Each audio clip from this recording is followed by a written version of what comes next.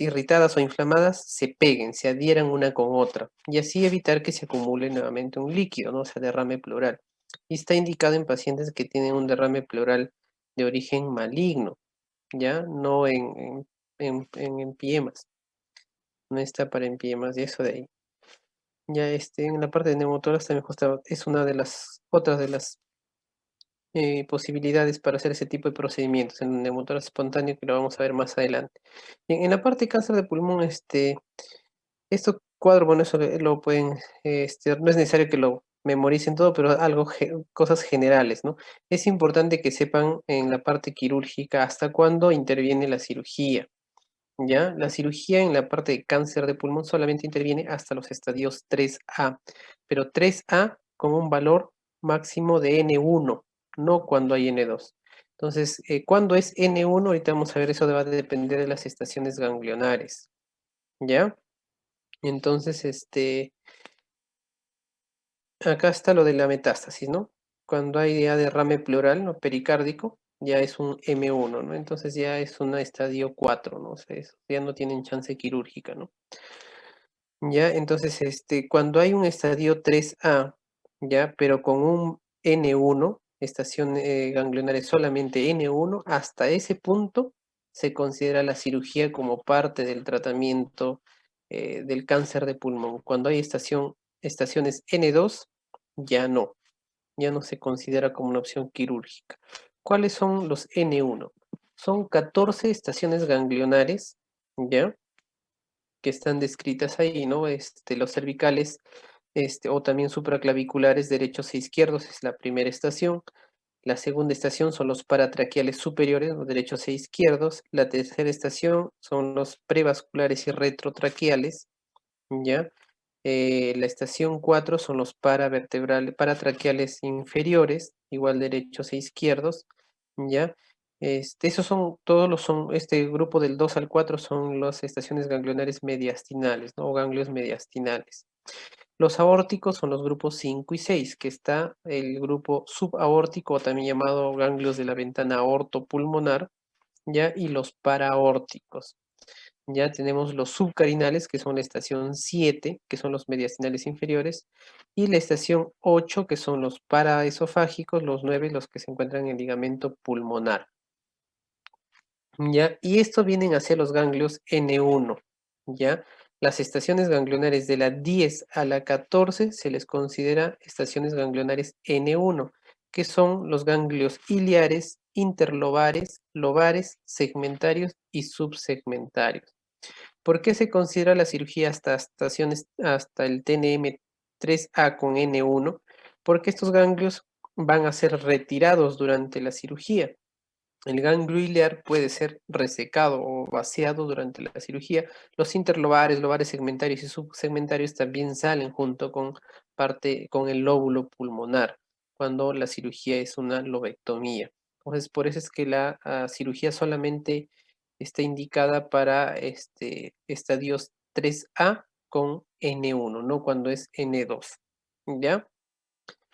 Entonces, cuando ya hay metástasis, perdón, invasión hacia la pleura, generalmente, pues estos pacientes cursan con derrames pleurales a repetición, no son recidivantes y su aspecto generalmente suele ser hemático, ¿ya? Pero suelen ser derrames crónicos, ¿no? Que el paciente viene con un derrame generalmente masivo, ¿no? Porque se instalan tan paulatinamente que el paciente se adapta o tolera bastante volumen de derrame pleural y ya se da cuenta cuando el derrame pues ocupa a veces gran parte del hemitórax o todo el hemitórax. Entonces, en estos casos es importantísimo hacer el estudio del líquido pleural antes de optar por una opción quirúrgica, mucho más si es que está asociado a algún empiema, ¿no?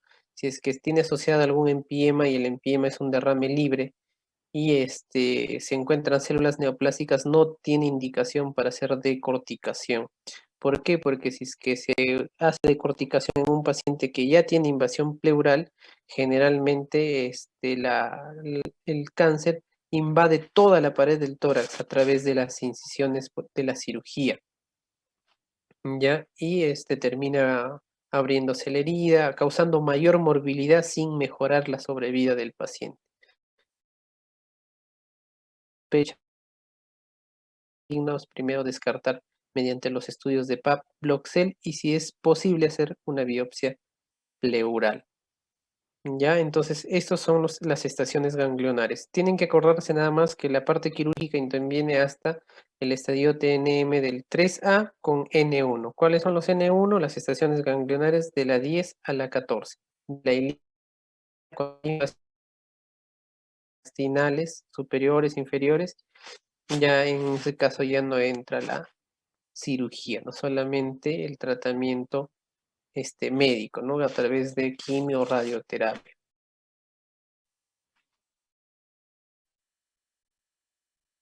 Bien, vamos a ver esta parte de empiema pleural, que es una patología muy frecuente y lo van a ver ustedes bastante frecuente cuando hagan su internado, ¿no? Cuando hagan las rotaciones de medicina, pediatría, van a ver bastantes derrames pleurales y muchos de estos van a cursar o evolucionar hacia un empiema pleural, ¿no? Y cuando roten por cirugía, pues van a ser quienes van a de repente tener la oportunidad de hacer toracocentesis o colocación de tubos de drenaje en este tipo de pacientes, ¿no? Es una patología muy frecuente, es importante que la sepan reconocer y el manejo, porque en este caso el tiempo es muy importante para poder intervenir adecuadamente en un paciente y evitar la morbimortalidad o largas estancias del paciente.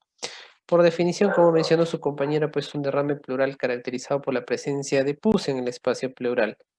En la mayoría de los casos, no en más del 90%, la etiología suele ser a través, este ha sido originado a través de una neumonía, ¿no? Un derrame paraneumónico. Pero también puede presentarse en otras causas, ¿no? Tras cirugías torácicas, tras traumatismo, un trauma torácico, secundarios también a mediastinitis, ¿no? En los casos de mediastinitis que no son detectadas a tiempo y no son drenadas, cuando la colección del mediastino rompe, generalmente drena hacia una de las cavidades pleurales o a veces a ambas cavidades pleurales y se manifiesta como un empiema, ¿no? Pero el origen fue una mediastinitis. También pueden producirse empiemas pleurales por infecciones fuera de la caja torácica, especialmente las subdiafragmáticas.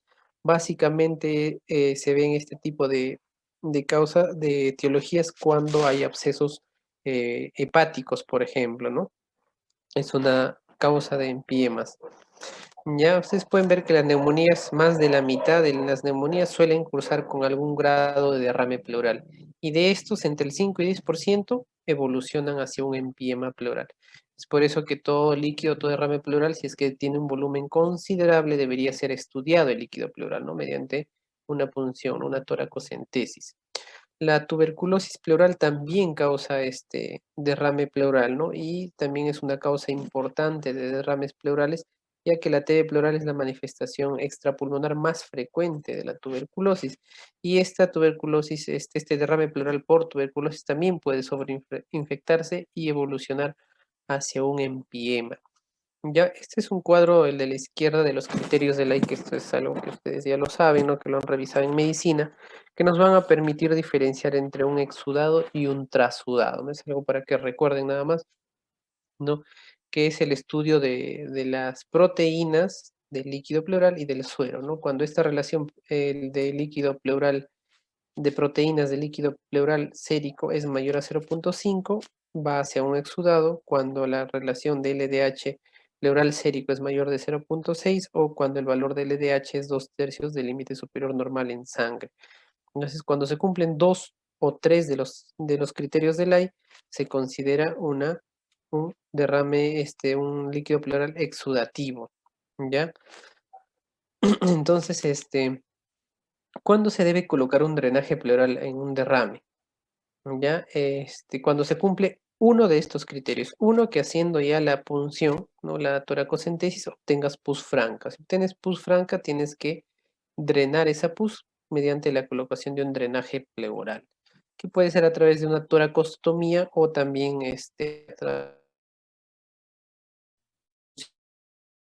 hay sets de punción percutánea para toracostomías, ¿no? Perdón, para drenajes pleurales. Cuando el derrame es loculado. ¿Cómo saben que es loculado? Porque se puede visualizar en una radiografía por o una radiografía donde tú, la paciente, le tomes una radiografía en decúbito dorsal y una de pie y el derrame pleural no cambie de posición. Eso también nos habla de que es un derrame loculado. O también cuando se le hace una ecografía torácica y se evidencia pues, las loculaciones o tabicaciones del líquido pleural. ¿Qué más? Cuando el pH del líquido pleural, una vez hecho el estudio bioquímico, se encuentra por debajo de 7,20, ¿no? Cuando la glucosa es menor de 60 o cuando el estudio del GRAM o cultivo salen positivos. Entonces, en todos esos casos, en cualquiera de esos, basta que haya uno, se recomienda el drenaje, ¿no? Del espacio pleural. Entonces, las fases por las cuales atraviesa un derrame pleural hasta llegar a ser empiema son tres.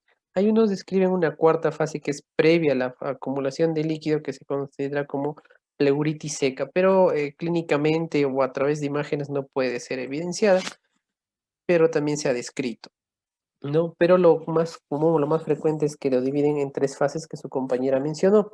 La fase exudativa o fase aguda reciente, en la cual hay aumento de la permeabilidad capilar, hay vasodilatación, y esto incrementa pues de que el líquido escape del intravascular y se vaya acumulando progresivamente en la cavidad pleural, ¿no? Donde hay acumulación de líquido que suele ser un líquido ceroso, transparente, translúcido, estéril y con un pH de mayor a 7,20. Suele ser un derrame libre, ¿ya? Que se visualizaría de esta manera en una radiografía, ¿no? Que si el paciente se le toma una radiografía de pie, el líquido iría en la parte inferior. Si es que se le tomaría una radiografía en decúbito dorsal, este líquido se distribuiría en toda la parte posterior del tórax, dando una imagen de un pulmón expandido, pero con una radiopacidad difusa comparado con el lado contralateral. Si es que se realiza una ecografía, se vería un líquido completamente anecoico, ¿no? Sin tabicaciones. Y si se le saca una tomografía, pues un líquido que se ocupa la parte posterior del tórax, debido a que las tomografías del paciente están en decúbito dorsal y suele estar acompañado de algún grado de atelectasia pasiva del pulmón, ¿ya?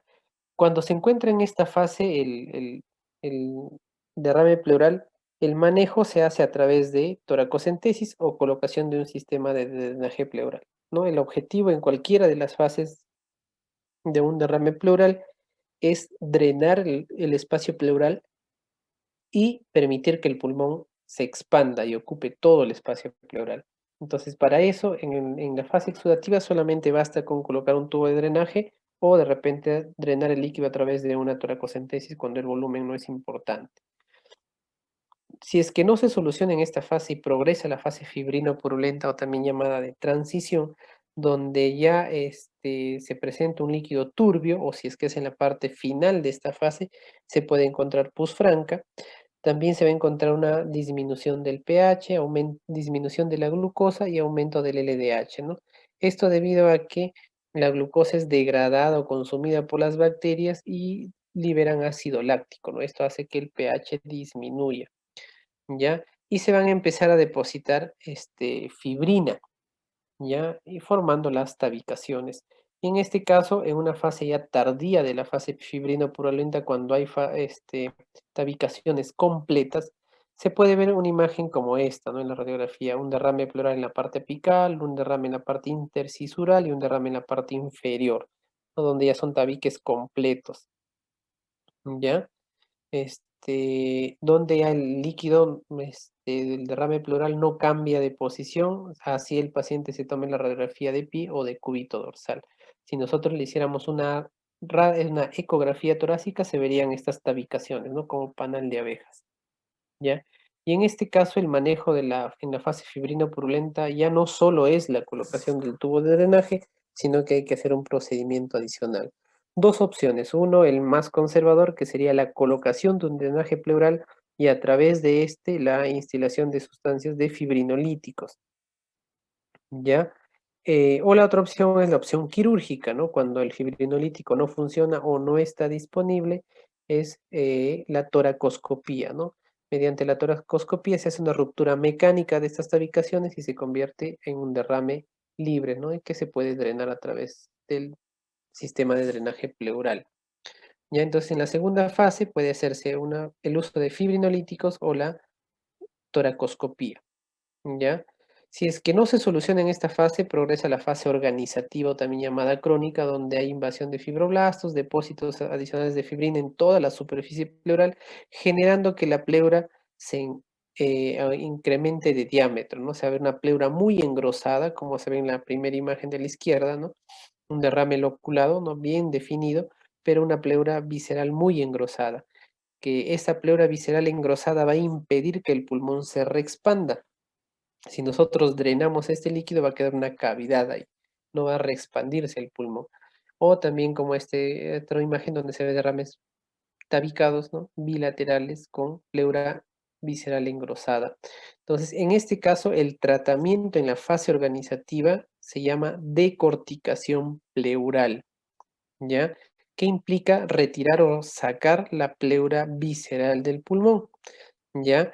Que puede hacerse a través de toracoscopía, si es que está al inicio de la fase organizativa y todavía las adherencias son laxas, o si es que es muy tardía, muy crónica, la única manera es a través de una toracotomía, ¿ya? Es una incisión entre las costillas para poder retirar toda la pleura visceral. La idea o lo mejor es tratar de evitar llegar a esta fase porque las cirugías ya de decorticación son cirugías más cruentas, más largas, que generan mayor estancia hospitalaria y mayor pérdida sanguínea. ¿No? ¿Por qué? Porque al retirar la pleura visceral, no solamente pues se retira la pleura visceral, sino que como está firmemente adherida al pulmón, generalmente el pulmón se lacera y genera fuga aérea y también mayor sangrado. Entonces la idea es captar a estos pacientes y tratarlos en la primera o segunda fase, donde la estancia y el manejo no da mayor complicaciones, ¿no? Estos son los fibrinolíticos que pueden utilizarse, ¿ya? Y el manejo en cada una de las fases, ¿no? También esto tiene que ir acompañado con el manejo antibiótico, lógicamente, porque como les mencionaba, pues la mayoría de los empiemas suelen ser secundarios o derrames pleurales suelen ser secundarios a procesos neumónicos, ¿no? Entonces tiene que ir acompañado el tratamiento antibiótico en cualquiera de las fases. Ya, acá van a ver una decorticación por toracoscopía. A través de dos o tres puertas de entrada. Habitualmente se usan dos puertas de 12 milímetros y una de 5 milímetros. La primera puerta, la de la óptica, se sitúa normalmente en el séptimo o octavo espacio intercostal línea axilar media.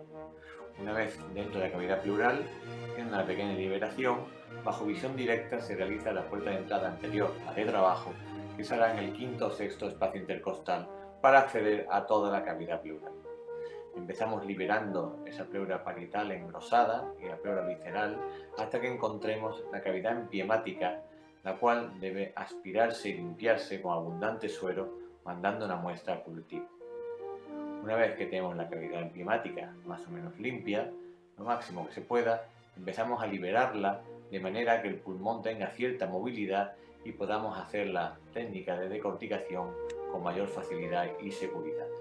Ya hemos abierto la puerta posterior, en este caso de 5 milímetros, y traccionando de esa pleura engrosada con tijera vamos empezando la disección, encontrando el plano en el cual vayamos extirpando la pleura visceral. Muy importante liberar toda la pleura visceral para permitir una correcta reexpansión pulmonar. Como en este caso la reacción inflamatoria era tan severa que estaba quedando el pulmón completamente decorticado sin nada de pleura que lo recubriera. Para esta técnica se puede utilizar la tijera, que permite una disección cortante, pero también utilizamos pinzas como esta de Foerster, que prácticamente es como un dedo toracoscópico, que permite una disección roma, limpia, fácil y que hace que vayamos más rápido.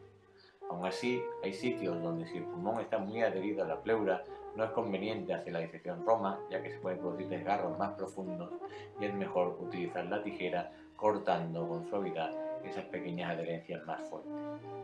Se va continuando la disección de toda esa pleura visceral engrosada. Hemos liberado ya el lóbulo superior. En esta ocasión estamos empezando la zona del segmento 6. Todo tiene que quedar libre desde la fisura, desde el ápex hasta, en este caso, estamos llegando al surcus paravertebral y liberando el ápex pulmonar. En este sitio la pleura visceral era más laxa y no era necesaria una decorticación tan profunda. La disección, como estoy comentando, debe llevarse hasta el seno costofrénico. Luego hay que tener una operación con mucha paciencia, una operación que suele haber una cierta pequeña hemorragia pero continua, y el aspirador nos permite, a la vez que disecamos, mantener el campo lo más limpio posible. No solo debe quedarse en la pleura visceral. Una vez terminada la pleura visceral, hay que también extirpar toda la pleura parietal engrosada con esa paquiloritis que va a provocar, si no se quita, un fibrotórax y una dificultad de la movilidad de la caja torácica, lo cual producirá a la larga seguro una insuficiencia restrictiva. Una vez extirpada toda la pleura, creemos que es mejor sacarla en bolsa de plástico para que podamos sacarla con mayor facilidad a través de la pequeña puerta de entrada. Es mejor sacarla, si se puede, todo en una sola pieza, pero no pasa nada si sacan varias piezas. Y por último, revisamos toda la superficie pulmonar, vemos que está completamente decorticada, y con suero buscamos si hay algún punto que fugue más de la cuenta. Normalmente esas pequeñas fugas, al expandirse el pulmón, suelen pegarse. Esta es la radiografía de al alta, con el pulmón expandido, sin fuga, y a los 6 meses con una correcta fisioterapia respiratoria, lo cual es fundamental.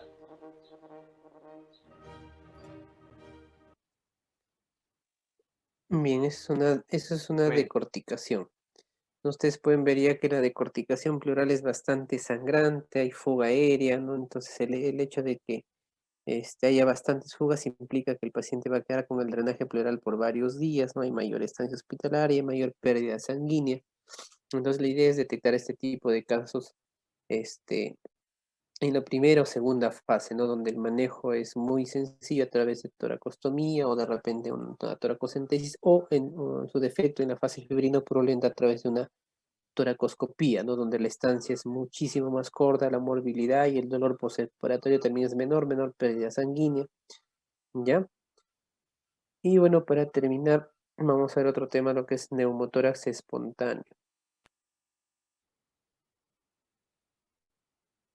Bien, por definición, el neumotórax ya saben que es la presencia de aire en el espacio pleural, ¿no? El espacio pleural normalmente es un espacio virtual que se vuelve real cuando este es ocupado por aire o algún tipo de líquido.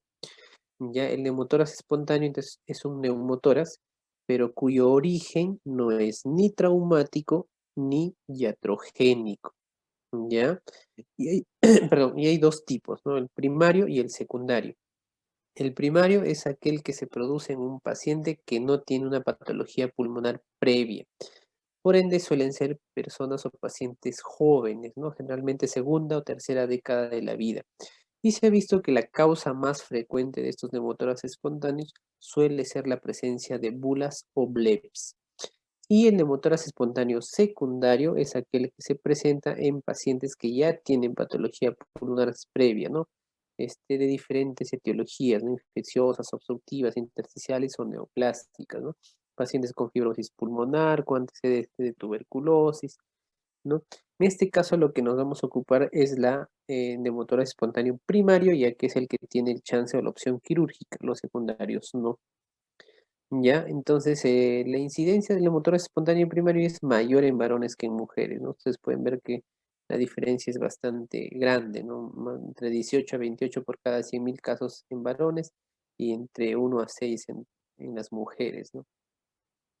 Como les mencionaba, la causa más frecuente, más del 90% de los pacientes que presentan o realizan un evento de un neumotórax espontáneo primario, suele encontrarse la presencia de bulas o bleps, ¿no? La diferencia entre una bula y un blep básicamente es el tamaño, ¿no? Menos de 1 centímetro se llaman bleps, más de 1 centímetro se llaman bulas, que son pequeñas ampollas subpleurales cuya ubicación más frecuente suele ser en los segmentos apicales de los lóbulos superiores o el segmento superior del lóbulo inferior. Suele ser la ubicación más frecuente de las bulas o bleps. Y se suelen encontrar en más del 90% de pacientes que presentan un neumotórax espontáneo primario. ¿Qué ocurre con aquellos en los que no se encuentran estas bulas? Se le ha atribuido de que el neumotórax es producido por aumento de la porosidad de la pleura visceral, ¿ya? Se ha encontrado también que el tabaquismo es el principal factor de riesgo para desarrollar estas bulas y por ende el neumotórax espontáneo. y es más, causa mayor probabilidad en varones que en mujeres, ¿no? 20 veces más probable en varones que fuman y más de 10 veces en las mujeres, ¿ya? Y su incidencia máxima de esta patología suele verse en pacientes de contextura leptosómica, o sea, delgados, altos, menores de 30 años y que sean varones. ¿Ya? La clínica va a depender mucho de la severidad del neumotórax, ¿no? Generalmente suele ser pacientes que de una manera súbita presentan un dolor pleurítico, ¿no? Punzante, asociado a algún grado de disnea. La disnea va a depender, lógicamente, de la severidad del neumotórax. ¿Ya? Y el examen físico se va a encontrar pues los signos de neumotórax, ¿no? Hiperresonancia a la percusión, disminución o abolición del murmullo vesicular dependiendo de la severidad del neumotórax, ¿ya? Y si es que adicionalmente se le encuentra estos tres hallazgos, taquicardia, hipotensión e ingurgitación yugular, entonces estamos frente a un neumotórax a tensión y esto es una emergencia. Es poco frecuente que los neumotórax espontáneos evolucionen a neumotórax a tensión, pero hay un porcentaje menor que podría ocurrir y ustedes tienen que saber diferenciarlo. Si ustedes encuentran un paciente que tiene signos clínicos de neumotórax y sobre eso tienen taquicardia, hipotensión e ingurgitación yugular, entonces ya es catalogado o se diagnostica como un neumotórax a tensión. El diagnóstico del neumotórax a tensión, como les mencionaba, ayer es clínico, ¿ya? Entonces, y requiere un manejo urgente, ¿no? Entonces, los pacientes que desarrollan el neumotórax, hay diferentes grados y también hay diferentes clasificaciones para poder graduar esta severidad. ¿Por qué es importante gradar esta severidad? Porque nos va a orientar hacia el manejo. Ya entonces existen varios, ustedes pueden aprender una o dos de las clasificaciones, pero tienen que saber al menos una. Esta es una de las más usadas, ¿no? La escuela británica que divide el neumotórax en pequeño y grande, haciendo un punto de corte de 2 centímetros cuando se toma la distancia que hay entre la pleura visceral y la pared torácica a nivel del hilio pulmonar. O sea, más o menos a la altura de la carina que sí que puede ser visualizada en una radiografía torácica. Entonces, cuando esta distancia es mayor o igual a 2 centímetros, se considera neumotórax grande, y cuando es inferior a esto, neumotórax pequeño. La escuela americana hace una distinción más o menos similar en pequeño y grande, pero el punto de corte es 3 centímetros, pero ya no medidos en la parte lateral a nivel de la carina o del hilio pulmonar, sino a nivel de la cúpula pulmonar y el ápice del tórax, ¿no? Si es que esa distancia es superior, igual o mayor a 3 centímetros, neumotórax grande, y si es que es menor, neumotórax pequeño. Este es el índice de Kircher, pero que no se usa porque es poco práctico, ¿no? Pero lo menciono ahí por si acaso, ¿no? Porque existen múltiples. También está el índice de Lai, donde ya la distancia que se mide ya no es el espacio pleural, sino del hilio hacia la pleura y el hilio hacia la pared torácica, ¿no? Y nos da un porcentaje de colapso. El índice de normograma de REA, que también hace una división y nos da un porcentaje de colapso, pero hay que tener la tabla para sacar la equivalencia, ¿no? Y esa es otra clasificación donde se hace mediante trazando líneas en la radiografía de tórax, que es bastante práctica también, donde se hace un trazo de una línea totalmente vertical a nivel de la medio clavicular, se traza otra línea en la parte lateral del tórax, ¿ya? Y una línea equidistante entre ambas, ¿ya? Entonces, ¿cómo se cataloga ahí el neumotórax? Cuando la pleura visceral está predominantemente en esta zona, ya en esta zona entre la primera y segunda línea se considera un neumotórax leve o grado 1. Cuando se encuentra entre la segunda y tercera línea, o sea acá, se considera un grado 2 o neumotórax moderado. Cuando se encuentra por dentro de la línea de la tercera línea amarilla, o sea, por dentro de la línea medio clavicular, en esta zona, se considera neumotórax severo o grado 3. Ya, entonces, esa es otra de las clasificaciones. Y otra, una de las últimas propuestas es la que lo divide en tres también, como parcial, completo y total. Parcial, cuando hay una separación de la pleura visceral y parietal en la parte solamente apical. Completa, cuando se separa la parte apical y la parte lateral hasta la base del pulmón, pero sin llegar a despegarse la cara diafragmática. Y total, cuando hay se despegan o se separan las pleuras tanto en la parte apical, lateral y la cara diafragmática, ¿ya?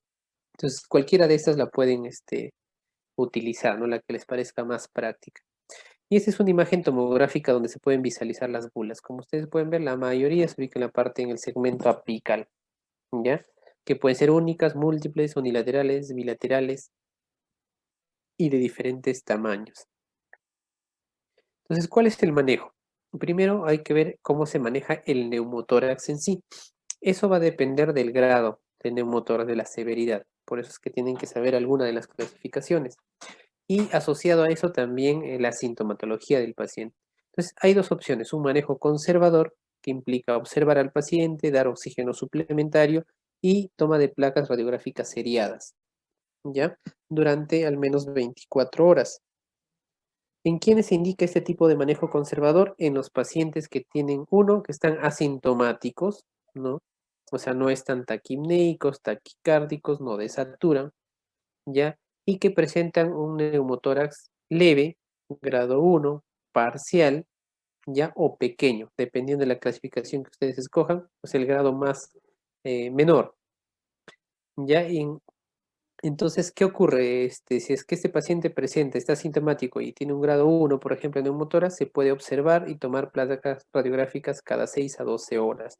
Si es que el neumotórax, pasadas las 24 horas, sigue del mismo tamaño, de la misma severidad o de repente menor, o sea, se ha reabsorbido algo, y el paciente sigue asintomático, el paciente puede ser dado de alta y controlado ambulatoriamente de manera semanal, con la toma de nuevas radiografías. Se espera que un neumotórax grado 1 leve o pequeño se reabsorbe en alrededor de 2 semanas, ¿no? De 15 días. Y la otra opción es la colocación de un drenaje pleural, ¿no? En el cual ya se indica en pacientes que tienen un grado de neumotórax moderado severo, completo total o un neumotórax grande. ¿Ya? Y o que el paciente, independientemente de la severidad del neumotórax, que esté sintomático, ¿no? Desature, esté taquimneico, taquicárdico, porque ya que la caja torácica es muy irregular, también las radiografías de tórax no puede dar una severidad muy confiable, ¿no? Porque la caja torácica es muy irregular. Ya entonces puede ser que el paciente en la radiografía tenga un neumotórax leve, pero está muy sintomático y tú le sacas una tomografía, por ejemplo, y la mayor parte del neumotórax está en la parte anterior y por eso no se puede visualizar en una radiografía. ¿Ya? Entonces, una vez decidido el manejo del neumotórax, ya sea manejo conservador o a través de un drenaje pleural, una vez que el pulmón se ha expandido, hay que solicitar una tomografía torácica en la búsqueda justamente de la presencia de bulas. ¿Cuándo se torna quirúrgico o cuándo se opta por el manejo quirúrgico? Uno, cuando se trata de un segundo episodio de neumotórax espontáneo. Dos, cuando ha habido un neumotórax espontáneo bilateral en el mismo evento.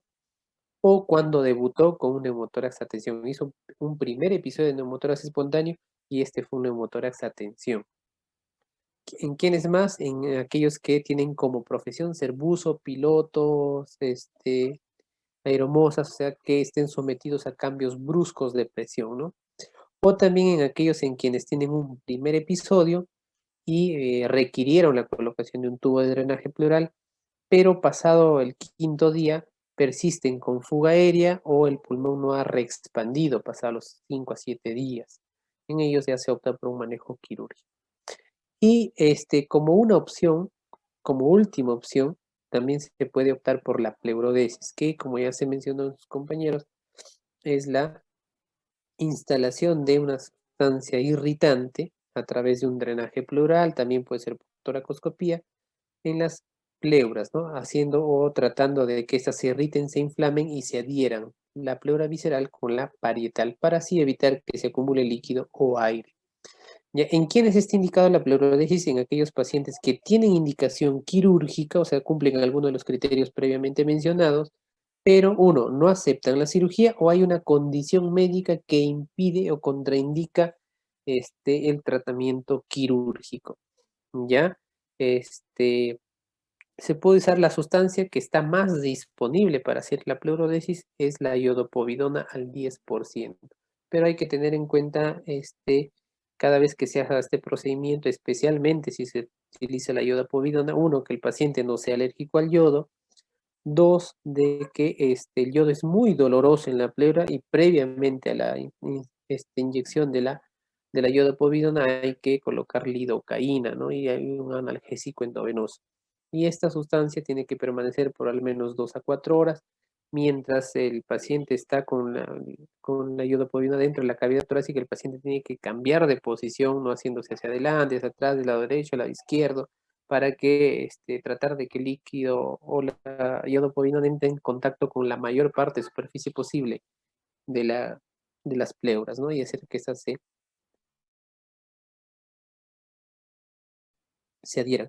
Pero hay una condición para poder hacer la pleurisis, y la condición es que el pulmón se reexpanda por completo, ¿no? Si es que el pulmón no se reexpande por completo, no se indica la pleurisis, porque por más que tú irrites las pleuras, si estas no entran en contacto, entonces nunca se van a adherir. Así tú irrites la pleura. Ya, entonces acá van a ver una bulectomía por toracoscopía.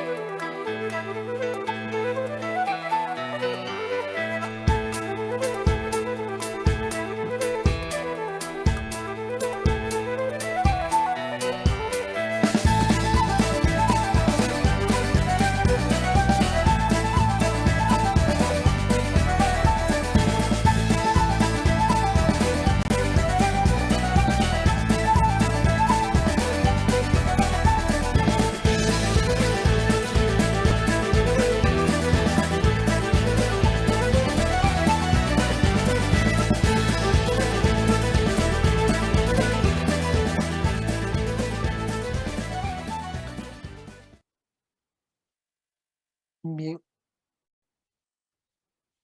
eso de ahí entonces es la parte de la bulectomía, ¿no? El neumotórax espontáneo. ¿Alguna pregunta de estos temas que han tocado hoy día?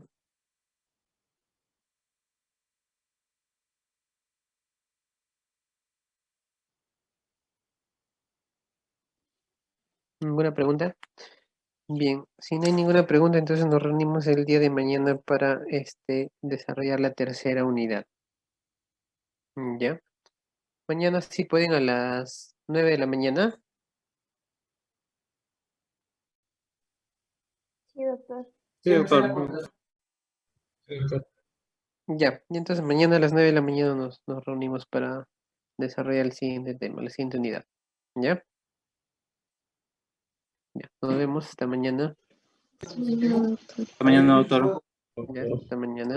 Doctor,